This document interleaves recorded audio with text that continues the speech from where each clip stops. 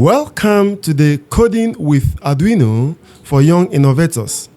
In this program, we are going to write code, build circuits, and bring electronics to life using one of the most popular tools for creators and inventors around the world. So, let's get started. When you hear Arduino, what comes to mind? Maybe a blinking light, a small robot, maybe a weather station, or even a musical instrument. Those are all things you can build with Arduino. But here is the thing. Arduino isn't just for one type of project.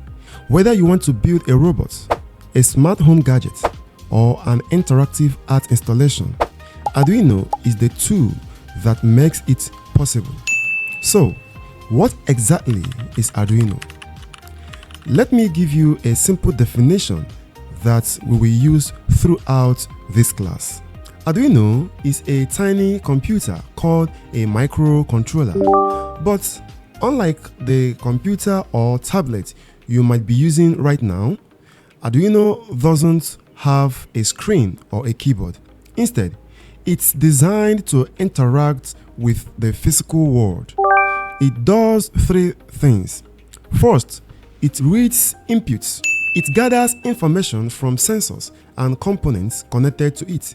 Things like buttons, light sensors, temperature sensors, or even your finger on a touchpad. Second, it processes information. It takes what it reads and makes decisions based on the code we write. This is where the thinking happens. Third, it controls outputs. It makes things happen in the real world. It can turn on an LED, spin a motor, make a buzzer sound, or display text on a screen. And here is the beautiful thing. These three steps happen in a loop. Arduino reads, processes, controls, then reads again, processes again, controls again, over and over as fast as we tell it to do. Let's look at some real projects people build with Arduino to see how this works. Take an automatic plant watering system. It reads the moisture in the soil using a sensor. It processes that information. The soil is dry, time to water. It controls a small pump that waters the plant. That's Arduino in action. What about a motion-activated night light? It reads movement from a motion sensor. It processes someone is walking by, turn on the light. It controls an LED to light up the hallway. That's also Arduino. Or a simple digital thermometer. It reads temperature from a sensor. It processes the number to make it readable. It controls a small screen to display, for example, 75 degrees. Arduino is everywhere, in classrooms, homes, and even professional inventions. And the best part, you don't need to be an expert to start using it.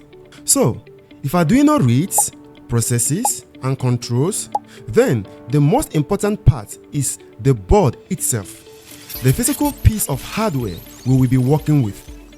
In this class, we are going to use this little device. It's called an Arduino Uno. The Arduino Uno is the perfect starting point. It has pins where we can connect components, a USB port to connect to our computer, and a tiny chip that runs our code. It's small, it's affordable, and it's the same board used by students, hobbyists, and professional engineers all over the world. But here is the question. How do we tell the Arduino what to do? How do we give it instructions? That's where coding comes in. Coding is simply giving instructions. Think of it like a recipe. When you bake cookies, you follow steps. Mix flour, add eggs, bake at 180 degrees centigrade. Code is the same thing. It's a list of step-by-step instructions that tells the Arduino exactly what to do, when to do it, and how to do it. Here is how it works. You write code on your computer using a special program called the Arduino IDE. That code gets uploaded to the Arduino through a USB cable. The Arduino reads your instructions one by one and then controls the components connected to it. For example, if you write code that says turn pin 13 on, the Arduino sends electricity to pin 13 and whatever is connected there, like an LED, lights up. So the path is your idea, code, Arduino, component, action. You think it, you code it, the Arduino makes it happen. That's the magic we are about to experience. We are going to start simple. First, we will build a basic circuit to light an LED, just using components and a battery.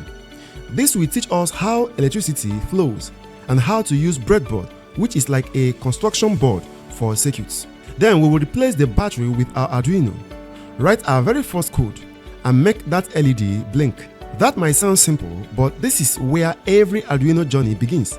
Every project you've ever seen, from a small robot to a weather station, started with someone writing code to blink an LED. So, get ready. In the next video, we are going to meet the electronic components we will use for our first project. They include the breadboard, the light emitting diode abbreviated as LED, the resistor, some jumper wires, and a switch. Alright, that will be it for this unit. I am Instructor Izu, and I will see you in the next unit. Bye.